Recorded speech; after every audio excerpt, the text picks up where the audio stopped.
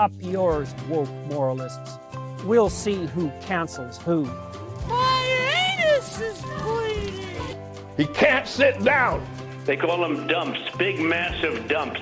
Got a flame coming out of his butthole. Beta bear. Get in a long tube with a bunch of demons. Don't you ever do that. Don't you ever do that.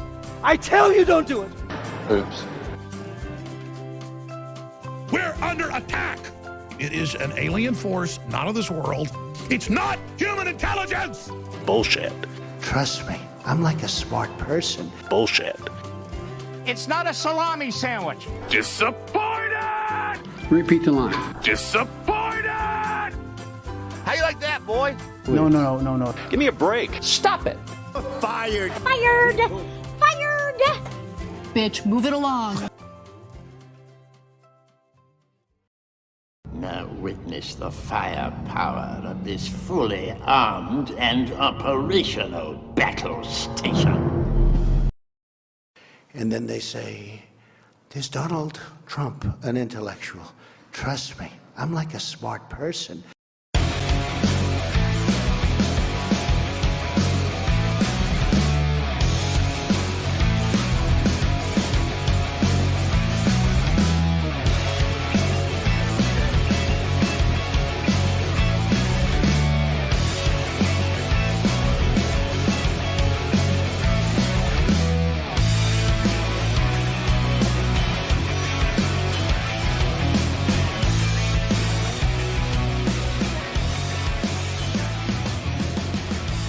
Around the nation, Waldorf Nation, what's up, everybody? It's Wednesday! It's Hump Day! Look at that. We got a great show for you today. Which I'm not sure why my camera's not working. Oh, that's bizarre. What the hell? There we go. That was weird. That was weird. All right. I mean, nothing like starting out our Wednesday show. There's insanity in the control room. We got some insanity in the control room. We start out with insanity. And I just have to ask, Who's got a hammer? gotta hammer out this problem. But hey, look at that. It works. Weirdly enough, didn't work. I don't know what's going on here. But all right, anyway. This is already a fun day, isn't it? It's gonna get even better, because guess what? We have Pillow Talk. That's right. Pillow Talk today. Fun show. So this is going to be great. We also have Lauren Boebert, of course, getting visibly confused about wontons. I'm not kidding. We have a Florida man who's racist. Big surprise. We've got that story. Apparently trying to run over a professor. Horrible. And then we have the Brett Favre welfare stuff. Okay, so yeah, we're gonna talk about that. So any football fans in here? I'm certainly not, but even I know who Brett Favre is and what he's alleged to have done. Oh boy.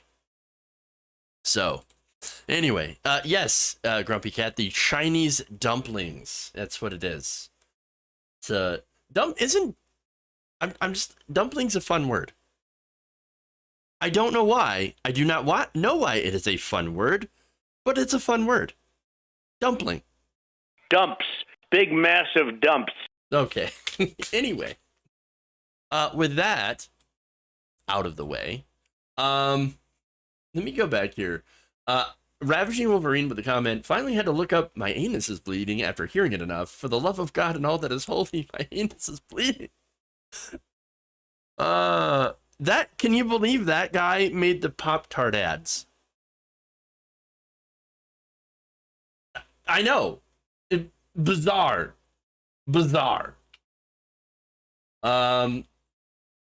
As a Packer fan of 48 years, I'm extremely embarrassed that both quarterbacks for us are both jackasses. Sorry, Jess. That's unfortunate. Very, very unfortunate. But anyway, before we do that, again, we're going to have some fun. But before we do, like and share the stream. very important that you do so. With that said, let's do some pillow talk.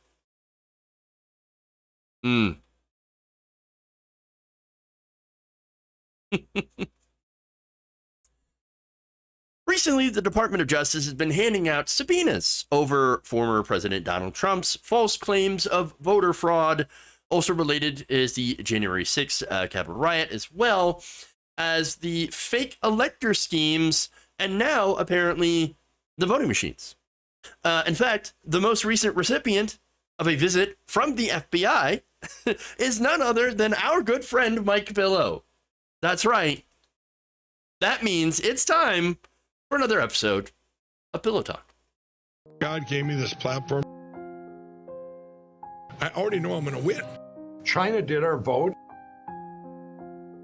Biden and Harris would say, hey, we're here to protect the country, and resign. Mike Lindell's a conspiracy. But you haven't. Just forget about the evidence. This was attacked.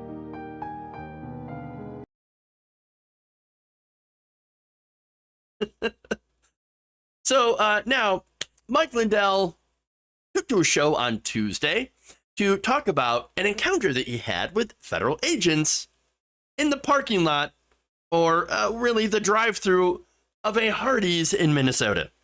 That, of course, led to a ton of mockery, including from the restaurant itself. That said, let me show you. I got a couple of videos for you. Here's the first one of Mike Lindell. Take a look.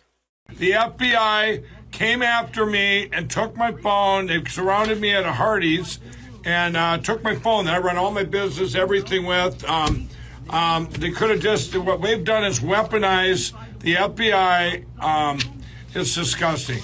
I don't have a computer. Everything I do have that phone, everything was on there. And they told me not to tell anybody. Here's an order don't tell anybody. Okay, I won't. Well, I am.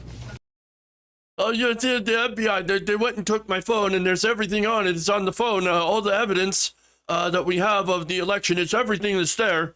Right, they took the phone, and then they told me not to talk about it, but I'm talking about it. That's what I'm doing. I don't know what's more funny.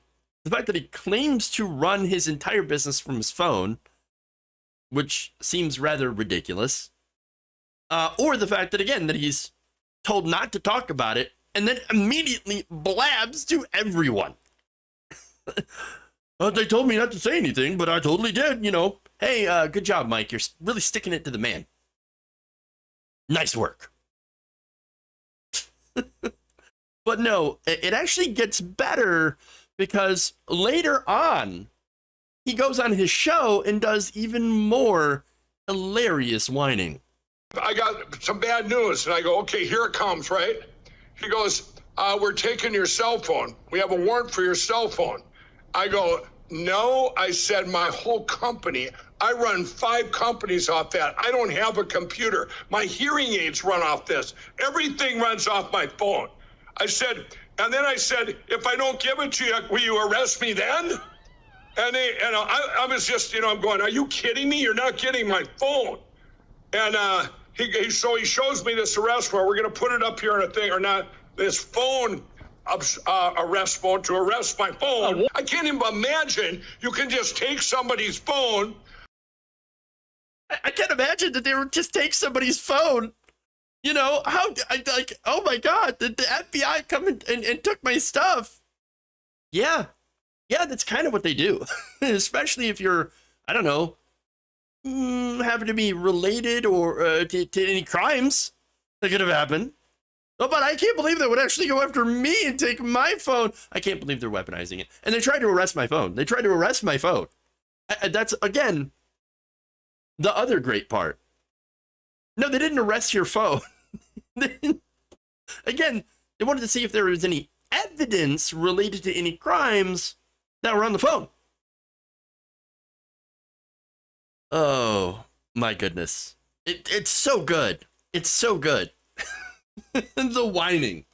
It's fantastic. Now, that said, getting back to how Lindell obviously has been very, very open. He's been doing the entire right-wing media circuit where he's like, oh, I can't believe the FBI would go after criminals like that, like myself. Well, word got around to Donald Trump. Now, on Tuesday night, Trump took to Truth Social, or, you know, what is it? Truth Central. Yeah. And said this. Breaking news, Mike Lindell, the pillow guy, was just raided by the FBI. Okay, for one, he was not raided. That's not an FBI raid. Okay? No.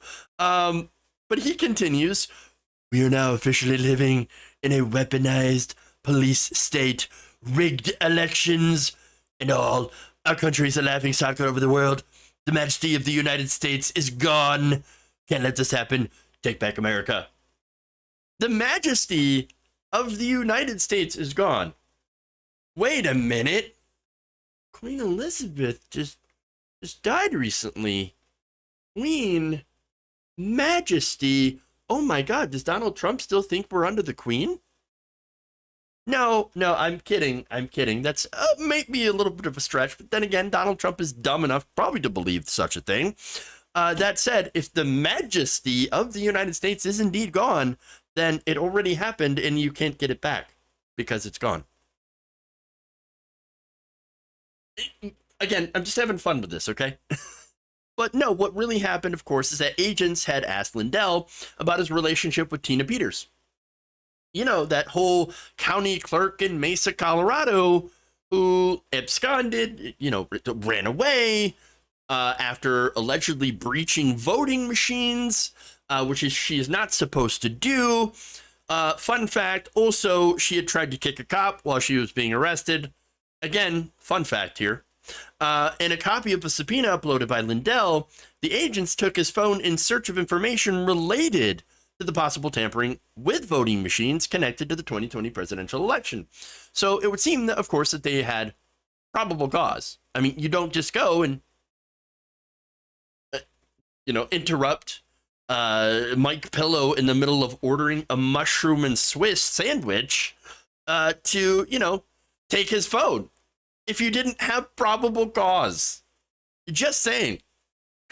In fact, the subpoena allegedly called for any attempted misappropriation, theft, conversion, transfer, or exfiltration of any proprietary hardware, software, or other data related to voting machines. Now, Lindell famously has been on the warpath against the voting machines and has openly supported Tina Peters, even giving her about $200,000 in legal defense. So, I mean, look, if you're looking for anybody who would have an interest in getting data from voting machines, it would be the guy who's ran several symposiums and claims to have massive evidence from the voting machines themselves about how they were allegedly hacked. By China or the Iranians, the Italians, the Pomeranians, or anyone else that he, alleges stole the election from Donald Trump. So, all right. Now, that's Trump's reaction, but let's get to the best reaction. The best that I've seen so far, and that's actually from Hardee's. Believe it or not. That's the official account. Now that you know we exist, you should really try our Louis biscuits.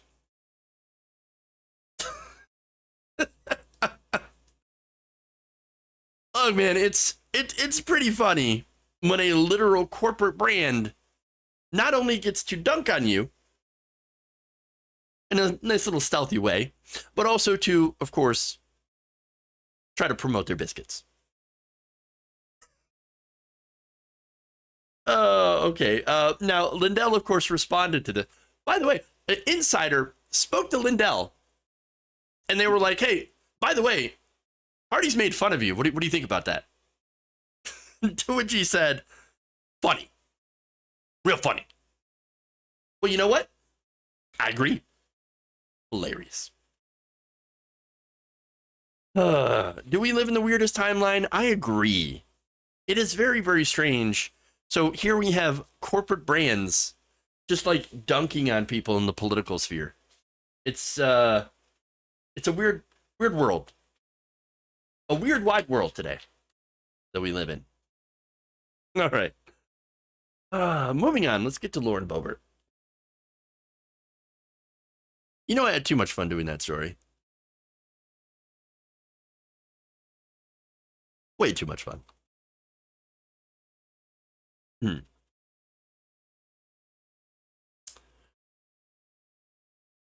Representative Lauren Boebert doesn't seem like she's the smartest person or necessarily the most well-read. And you can see that in action as she seems to get stumped by the word wanton. Take a look. And then all hell broke loose. Rampant, evil, grabbing and grasping, vicious backstabbing. They made life hell on earth with their envy, wanton killing. I don't know what a wanton killing is. I'm gonna have to look that one up. But it sounds interesting, and I don't think I want to be a part of it. Well, I mean, I don't know. It depends on if you like Chinese food or not. But hey, if you're Lauren Boebert, it might be a little too ethnic for you. You know, wontons and all. But yes, beware the Chinese dumplings. There's just so much killing, of these wontons. Wontons killing. Yep. She's a member of Congress, people. I mean, people elected her. They're like, that's it. That's who we want to represent us in Congress. Very, very smart people. Very, very intelligent. They are representing us and making decisions on our behalf in Congress. Oh, dear God. I'm cognitively there. So now, look, to be fair, I'm not surprised that she doesn't know the difference between wonton and a wonton. As I mentioned, Chinese food, Chinese dumplings, may be a little bit too ethnic for her, because she's a real American. Now, the whole thing is ironic because Lauren Boebert is one of those people, and I'm sure you've ran across them before, who talk about how, hey, if you're in America, you need to speak English. Damn it, you got to speak English. You got to understand the language. Which apparently she does not seem to understand the language itself. In fact, here's another example. I just learned what duly noted means. Like, for real, what it means, not what we just accept. I went to type it to someone who's pretty reputable. Side note, I went to type duly noted to someone because I wanted them to know I fully understand this. I got it, double time. And I had a check in my spirit that said, maybe you should look this one up, Miss GED. I said, sure. So I looked it up, and it says, heard and ignored. See, you got a genius living on the inside of you. It would be a shame for you to do all the thinking and talking yourself. You got to listen to him every now and then. You know how many times I've told someone duly noted? And they're probably like, what is her problem? Like, that was rude. Okay, wonton killers. Okay. I got it. Doubly sure. And you know what? Duly noted. I think the last part here is that I love is you got a genius inside of you. Lauren, are you sure about that? I mean, it doesn't seem like there's that much of a genius inside you. Maybe it's of the Trump variety, and it just happens to be a very stable genius. I don't entirely know. But on a serious note, Lauren, if anything, this is an indictment of the U.S. school system, which has very clearly failed Ms. Boebert. Hey, but the good news is she might be she's actually in a position to possibly do something about it. But of course she won't.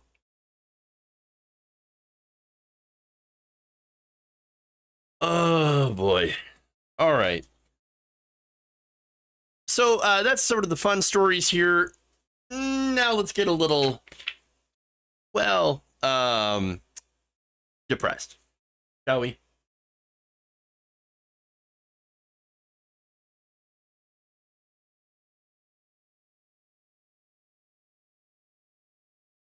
It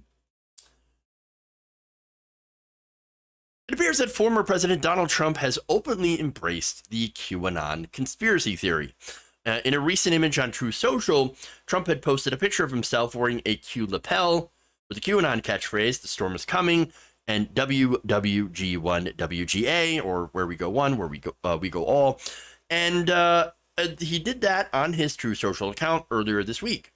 He shared the post after an account called Patriots in Control published the photo on the platform. Now, this timing is interesting because he posted this just hours after a QAnon supporter in Michigan tried to murder his family.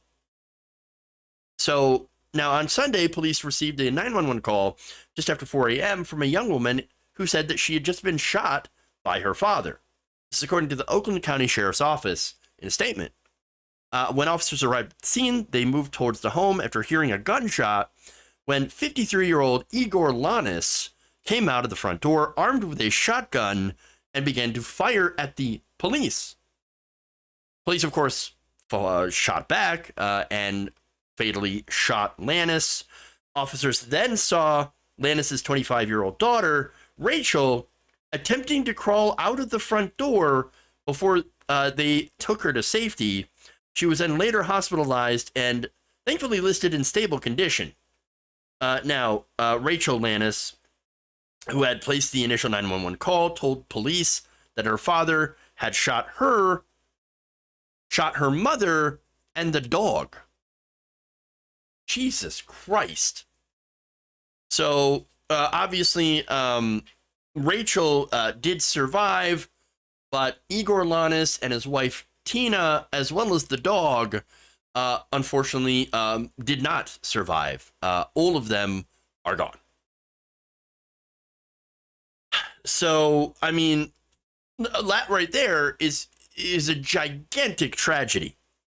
Now, Lanis, had no previous issues with law enforcement, no known mental health issues, although you could argue, and in fact, his daughter seems to be arguing that he did at some point, or at least develop some sort of mental issue, or more like maybe an emotional issue, something. And she noted that it happened ever since Trump had lost the election. She said that Lanis had completely immersed himself in QAnon conspiracy theories. Rebecca, the other daughter, had blamed her father's worsening mental condition on extremism and conspiracy theories he had encountered online about vaccines and Trump. And of course, another bevy of conspiracy theories, like involving, like, I don't know, 5G towers and things like that. She told the Daily Beast that, quote, nobody could talk him out of them. Nobody. So he believed in these conspiracy theories. And then, of course, the night of the homicide, apparently there was some sort of argument, altercation. I don't know about whatever details. And he responded by grabbing a gun and trying to murder his entire family, at least those who were actually there.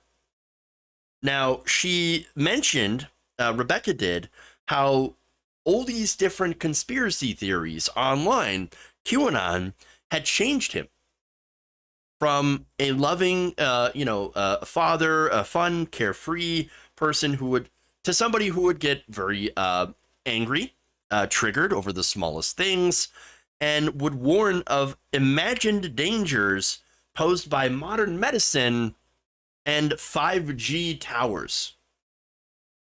It's the 5G. It's getting in your brain. It's the deep state using the 5G towers, to turn you into sheep. That's what it is. Yep, that's what's going on here. Okay, and maybe it's even turning the frogs gay. I don't know. I don't like them putting chemicals in the water that turn the friggin' frogs gay. I mean, look, it could be a listener of Alex Jones. We know that Trump, of course, likes Alex Jones. And Alex Jones, of course, was for a long time a big Trump supporter, still does support Trump. And so, yeah, those conspiracies do go hand in hand. And so now she said that living with him after his QAnon, right, awakening, so to speak, well, it's like he got possessed by a demon. It's the devil, okay? But seriously, that's almost what it's like. A huge, huge change in personality.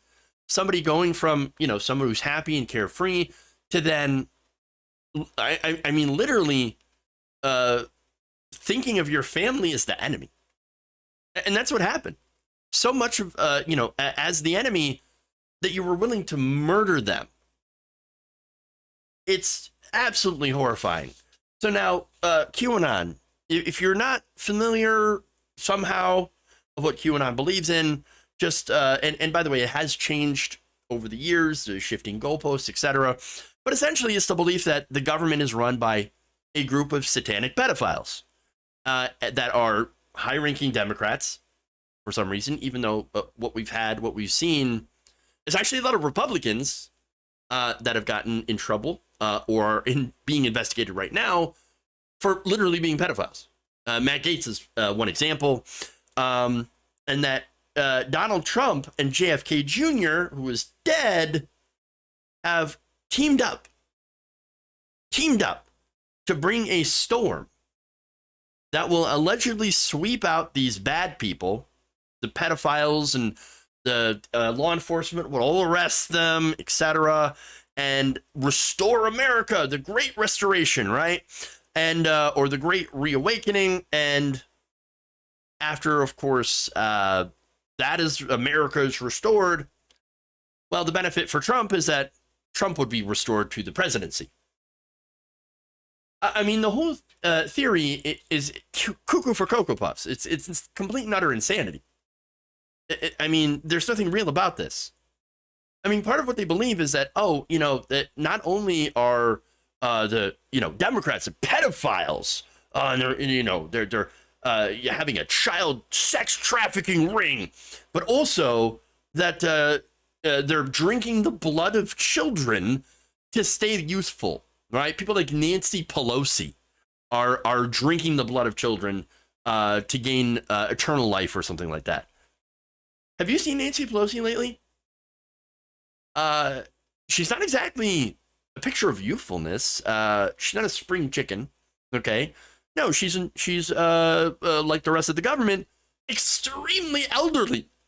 They're all very old. And look, you can look at the Democratic Party, and I think this is a fair criticism.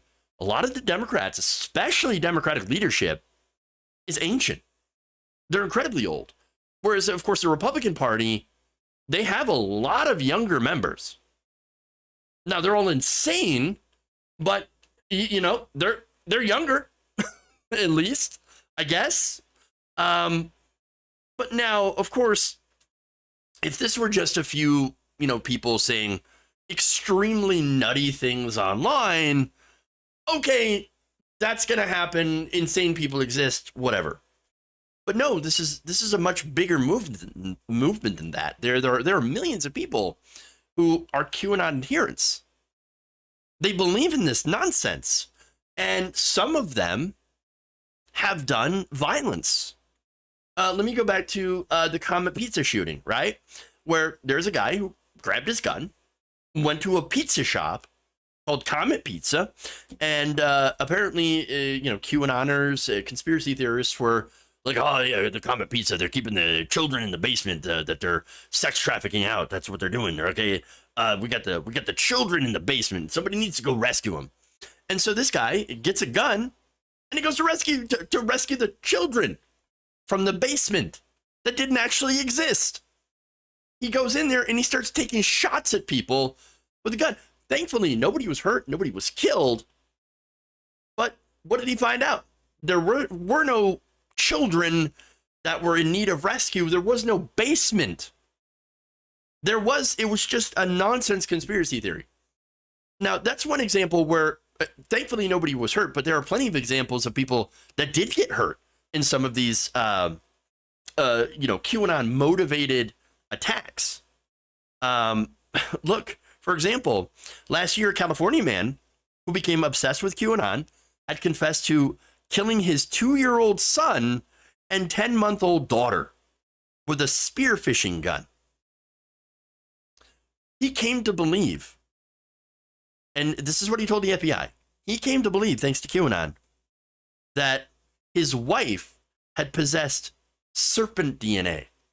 Like we're talking lizard people, okay? It's not human intelligence! Lizard people. And that he was had to murder his children, his family, because his wife had gave them the serpent DNA. I mean, this is, again, it would be funny if it didn't actually cost human lives. These children are dead. His children are dead. You're not going to bring them back? They're not coming back. No, they're dead. They're forever gone. And you did that. You killed them. You monster. QAnon. There was also a case of a man ramming his pickup truck filled with guns through the gates of Prime Minister of Canada, Justin Trudeau's home.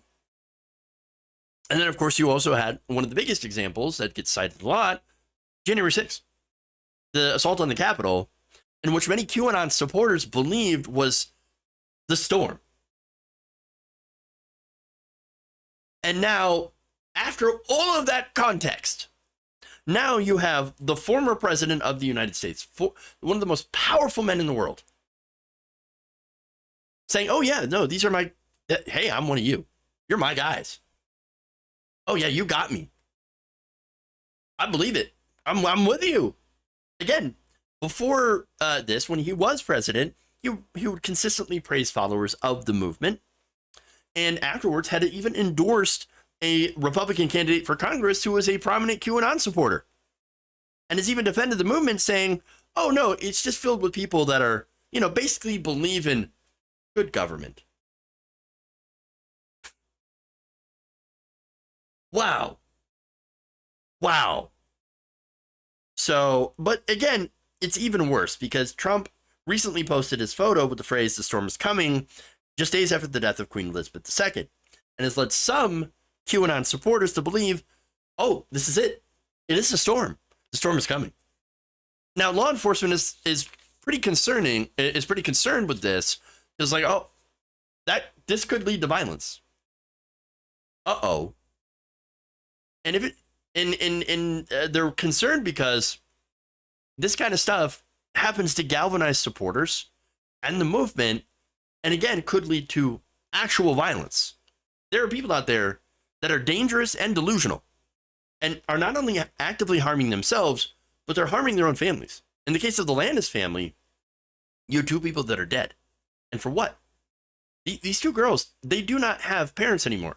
And by the way, Rachel Landis, the one who was shot and is recovering, well, now she not only has the mental scars, but also the physical scars. And also because of our barbaric healthcare system, she's going to have to, pay for getting shot at by her father, who was, propagandized, brainwashed by QAnon. So, I mean, it's just horrible, no matter what, in just many, many different ways. Just absolutely horrible. Now, I asked, what is this for? It was for nothing. It was for something that just people made up on the internet. And that's all it is. What an absolute waste.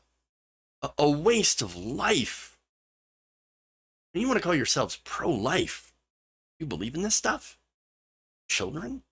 Look at all the children that have died as a result of this. the families that have been torn apart by this nonsense conspiracy theory. And what, for nothing? You haven't saved any children. And you've put them in harm's way. You've ripped entire families apart. And I know the people, there are people out there who came up with this. And I don't know if they really believe it. Maybe they do. But if they don't, how can they sit there and just watch the carnage that has unfolded as a result of the bullshit lies they have made up? How can you live with yourself? You're disgusting.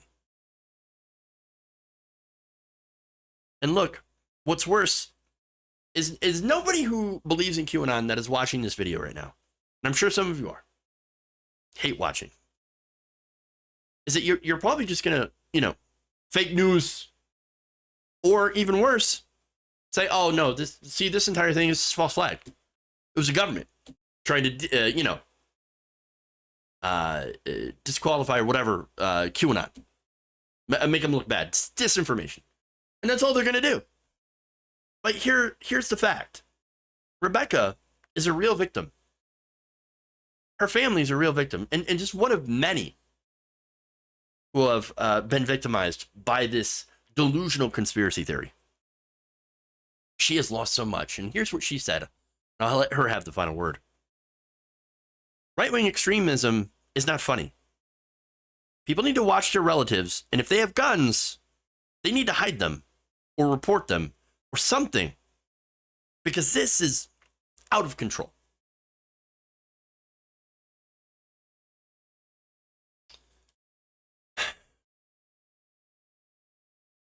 All right. All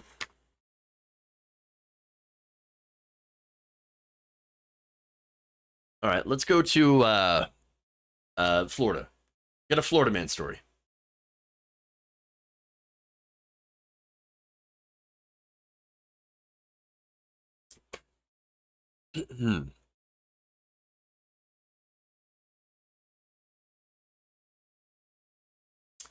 A Florida man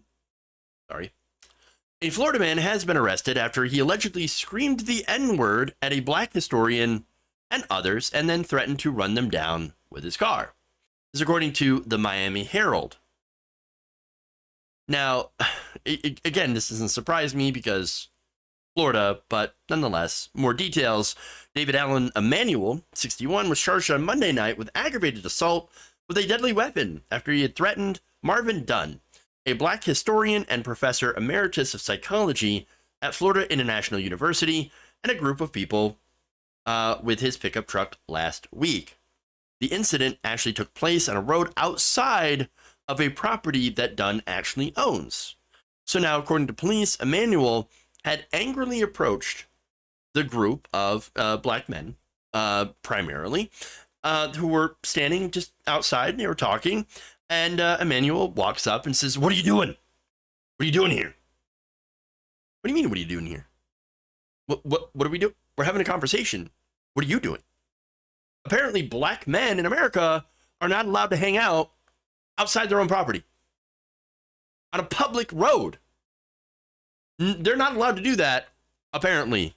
Now, Emanuel then got into his Ford F-250 pickup because, of course, and made several dangerous passes, almost hitting Doug Dunn at close to 50 miles an hour, according to one witness, all while repeatedly screaming, of course, racial slurs.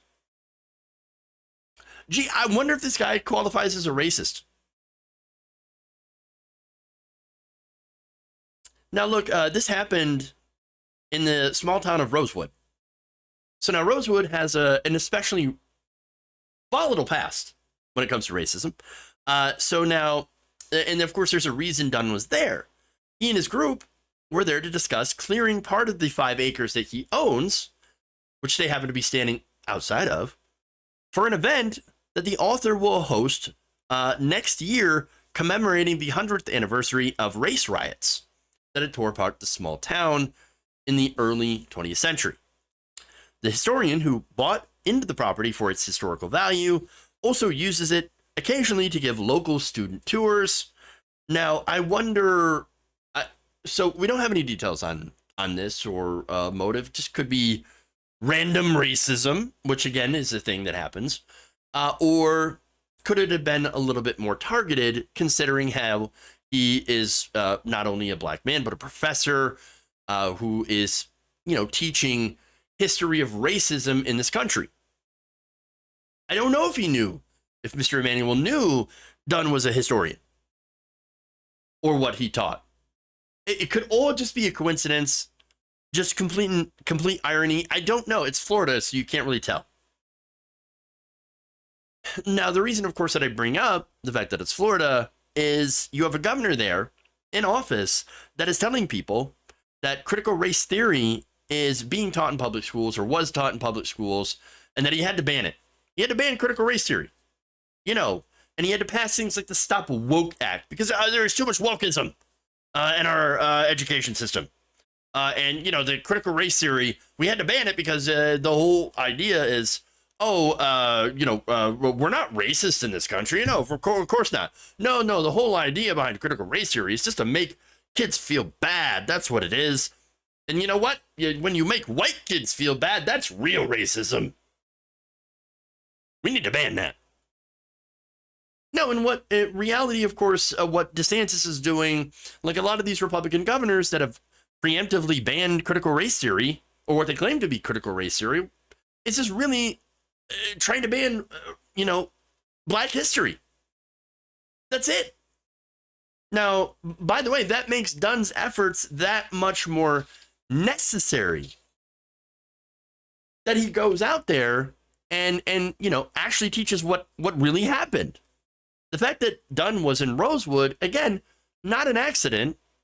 In fact, it was the site of a massive race riot that occurred in 1923. So what happened is there was a black resident that was lynched after a group of white people accused a drifter of raping a white woman in an adjacent town.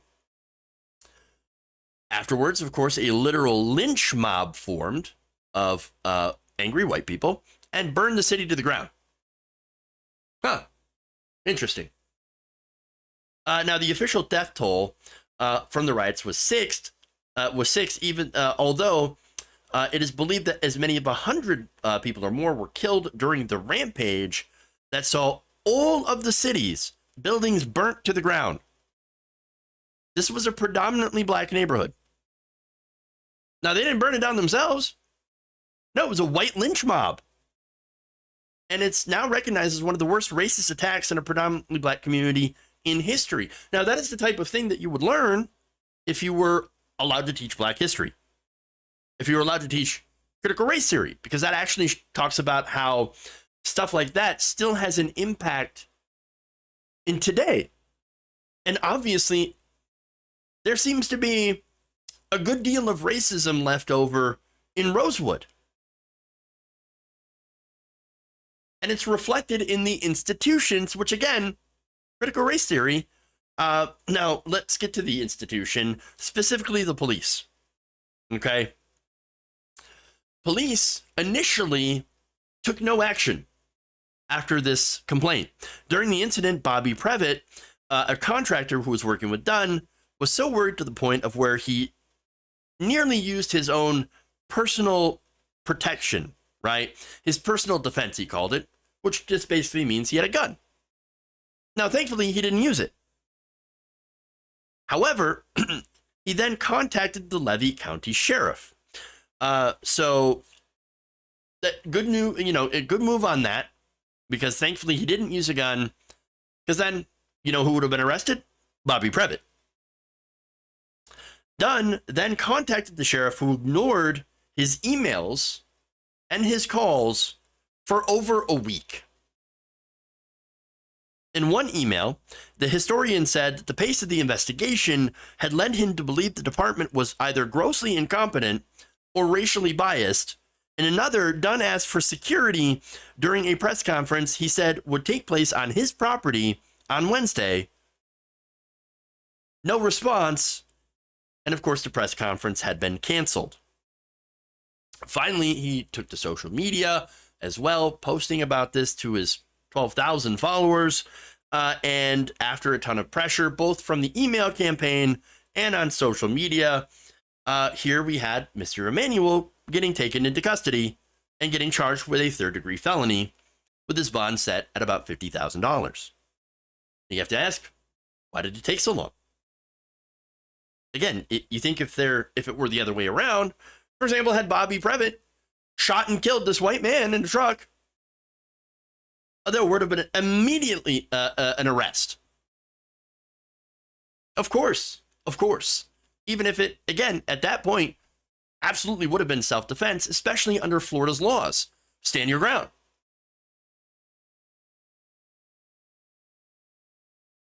But look, that said, now that there's been an arrest, Dunn's happy with the result. He said this, quote, "I feel as if I got listened to. The police did their job." Isn't that amazing where, them doing their job, just the bare minimum of their job, is enough to get praise? I feel like they actually listened to me. Thank God. They did their job. Because in a lot of circumstances, unfortunately, when it comes to getting justice for black people who are wronged in this country, minorities, well, they often don't do their job. And they oftentimes actually turn it around on the victim and go after them. I mean, how often have we done those stories? Now, Dunn also said the FBI had contacted him on Tuesday and said that the Justice Department is aware of the incident, and so we might even have a hate crimes investigation happening on this. So, if that's the case, fantastic. Seems like a motivated hate crime to me. And hopefully there is some justice here. All right. Let's move on. Let's go to Brett Favre.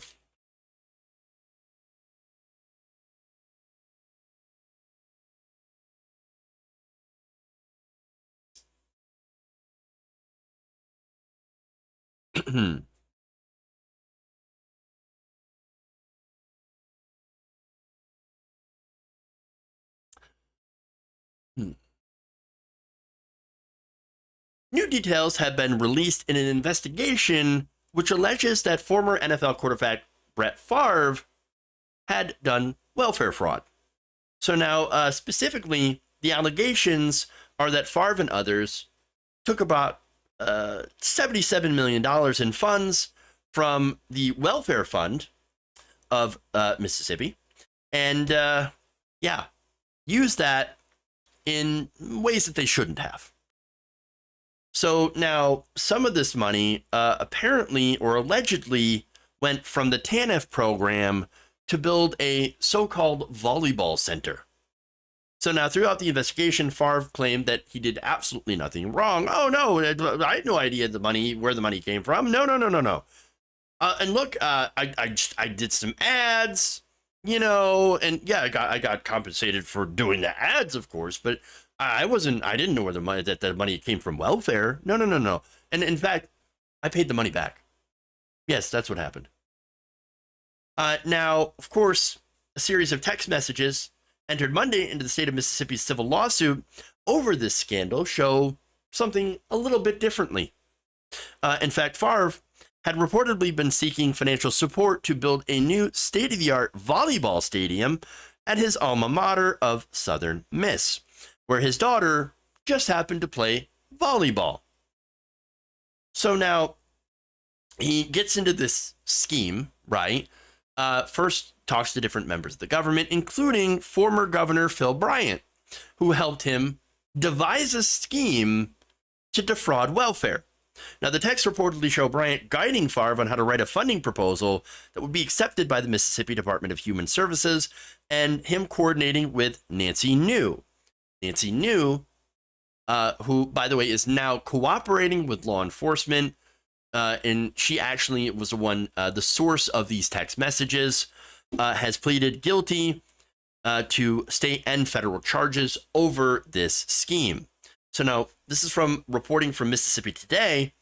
The text said, quote, just left Brett Favre, Bryant texted nonprofit founder Nancy New in July of 2019. Within weeks of Davis's departure, that's another person who was supposedly, again, that's someone in the government who was helping facilitate this. Can we help him with this project? We should meet soon to see how we can make sure we keep your projects on course. When Favre had asked Bryant how this new agency director might affect their plans to fund the volleyball stadium, Bryant assured him, I will handle that. Long story, but had to make a change. But I will call Nancy and see what it will take, according to the filing and text Favre forwarded to New. Now, New, of course, was the director of a nonprofit organization who had had a lot of this money funneled through. Now, much of that money, again, allegedly flowed through New's Mississippi Community Education Center. And one of its biggest projects was channeling $5 million to the Southern Miss Volleyball Stadium. Now, when it came to Favre, he actually received about $1.1 million in exchange for recording some ads. Now, we find out, of course, that that's in order to get more money funneled from the program, or I'm sorry, funneled from the state to this volleyball stadium. Now, let me give you one of the most damning exchanges here. And this was later on. Quote, this is from Favre. If you were to pay me, is there any way the media can find out where it came from and how much? New responded, no, we never have had that information publicized. I understand you being uneasy about that, though. Gee, I wonder why. Let's see what happens on Monday with the conversation with some of the folks at Southern Miss. Maybe it will click with them, hopefully. Favre responded, okay, thanks.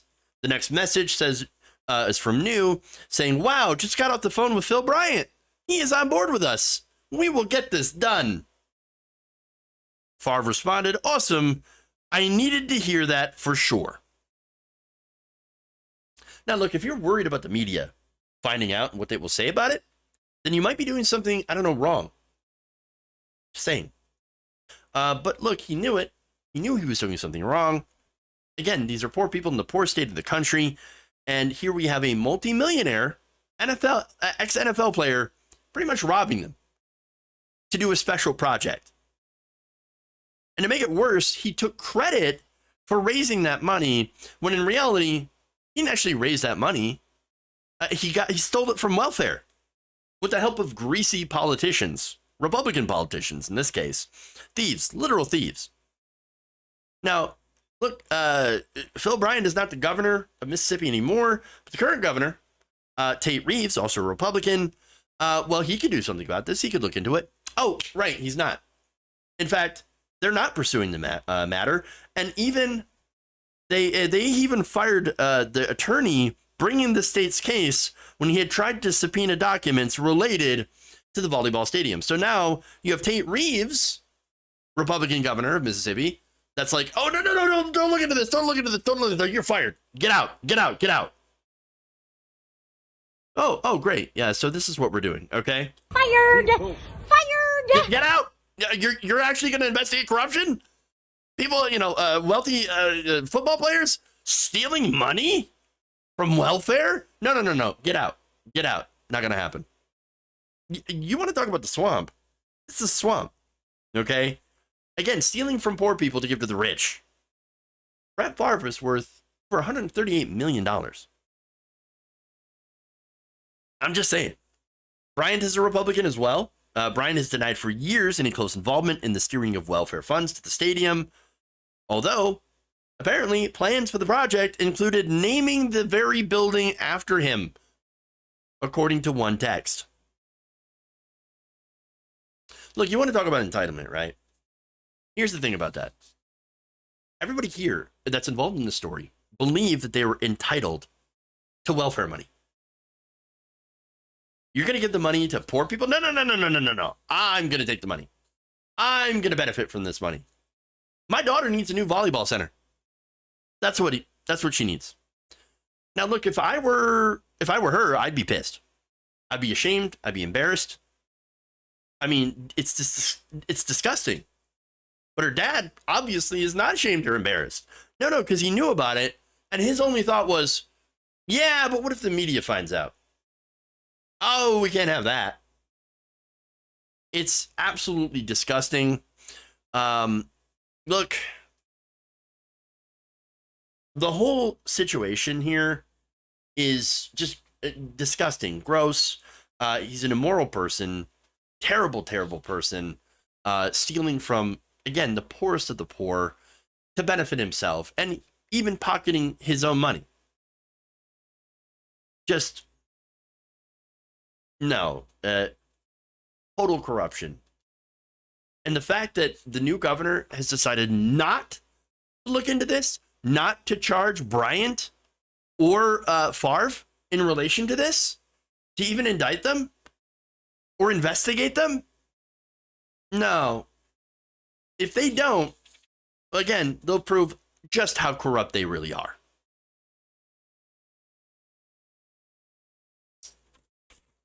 All right.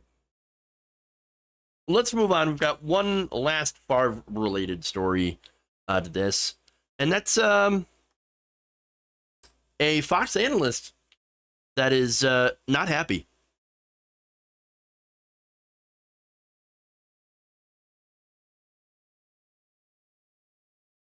So, you see what Brett Favre did for his alma mater? No, he didn't get no money came out of his pocket. He stole money from people that really needed that money. That was Fox Sports analyst Shannon Sharpe ripping into wealthy former NFL quarterback Brett Favre over the alleged welfare fraud scandal.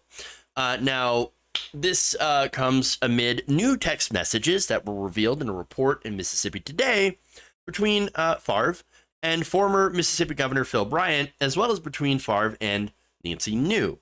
Nancy New ran a nonprofit that helped steal $77 million in welfare funds and redirect them to different projects, which included $5 million for a volleyball center at the very same university Favre's daughter just happens to play volleyball at. So now, in Monday's court filing, it reads that the evidence suggests that MDHS executives, including Governor Bryant, knew that Favre was seeking funds from MDHS to build the volleyball facility and participated in directing, approving, or providing Favre MDHS funds to be used for construction of the volleyball facility. Now, I got news for you, okay? Turns out you're not actually supposed to use welfare money to build stadiums. Yeah, I know. A big shocker, right? Now, the reason I say that is because no doubt you're going to have Brett Favre defenders, Favre himself, nutty people coming out and saying, oh, there's nothing wrong with that. No, what they did is they hatched a scheme that would basically give the illusion that they were using that money to help needy families by building a sports stadium.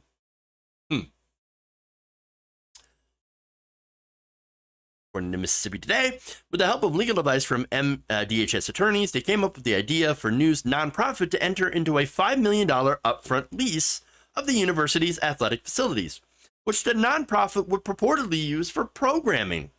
And in exchange, the foundation would include offices for the nonprofit inside the facility, which they then labeled a wellness center. Now, look, $5 million, by the way, that was not enough to build a stadium. They needed more money.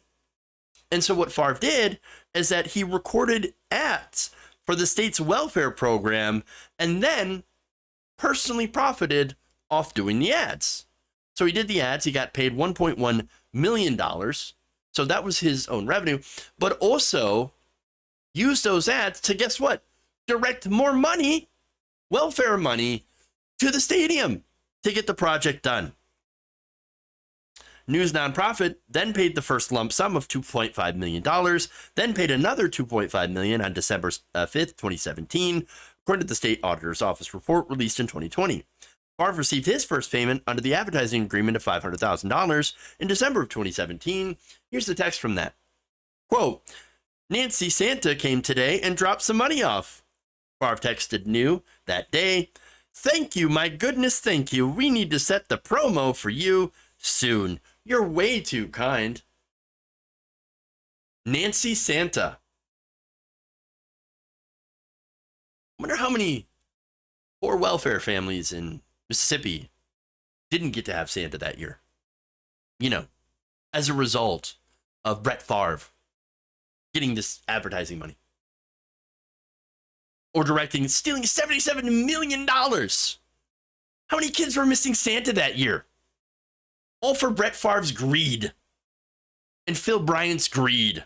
And all these other corrupt politicians and corrupt people, their greed. But Nancy Santa, woo! She came today and she just dropped off a bag of money on my lap. I mean, it's gross. Absolutely gross. By the way, the nonprofit, also supposed nonprofit, by the way, paid the athlete another $600,000 in June of 2018. Now, Favre, again, knew this.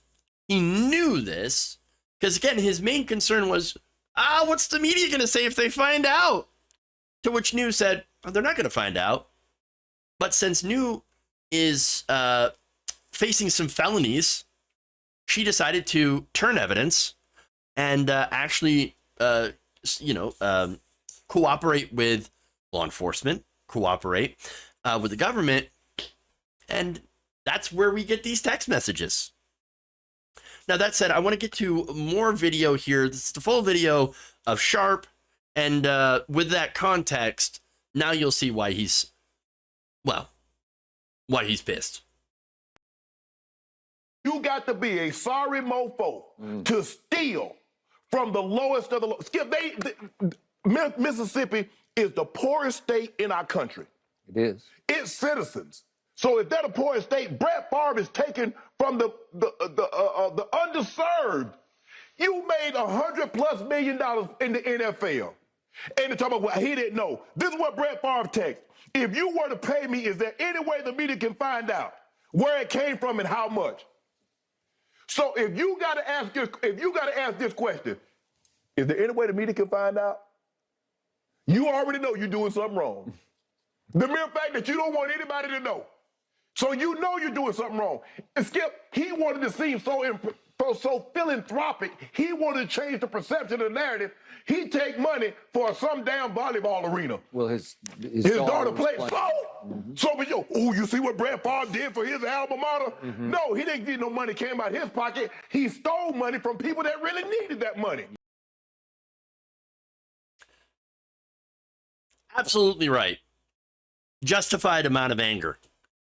Yes, Brett Favre is lowest of the low. Again, the man's rich, made over $100 million in the NFL. Instead of putting up his own money, which he could absolutely have done, or gather the money in a bunch of different ways, he decided, no, I'm going to steal from poor people. Just going to take it from poor people, and got together with a bunch of slimy and corrupt politicians to help him do it. It's disgusting. And again, entitlement 101, because guess what? They believe that they deserve that money and the poor people don't. No, everybody needs to be indicted, charged with theft, charged with fraud in this case. And right now, it's a crime. It is a crime that no one in Mississippi has charged Bryant or Brett Favre. They better do the right thing and actually follow the law. If they don't, then they prove just how corrupt they really are.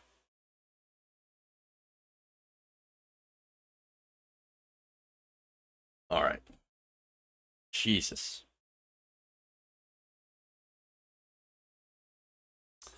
All right. That's all I got for y'all. So thank you for going around the nation with me today. Please like and share the stream if you haven't already. You appreciate the reporting that we're doing here. Which, James for the internet, thank you for the follow. Appreciate that. That was yesterday, but still wanted to give them a shout out there. Everybody go, follow James from the internet. Does some excellent commentary. Gabby Mathis, thank you for the very kind $5. I really appreciate that. If you want to help us, you can become a patron, patreon.com/Jeff Waldorf, or, become a channel member here on YouTube. You can also subscribe on Facebook, as well as on Twitch. All right, everybody. Thank you. Love you all. Have a fantastic rest of your day. We will see you back here tomorrow. Again, for Twitch, let's do a quick raid here. Do a Surfs raid. As for everyone else, we'll see you back here tomorrow. Love you all. And remember, change begins with you.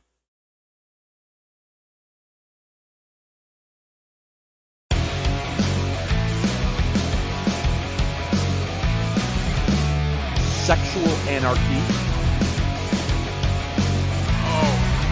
Oh yeah. They are about to find out.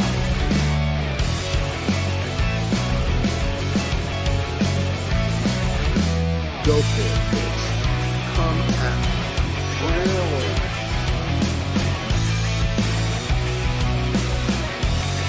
Peachtree dish. Disappointed!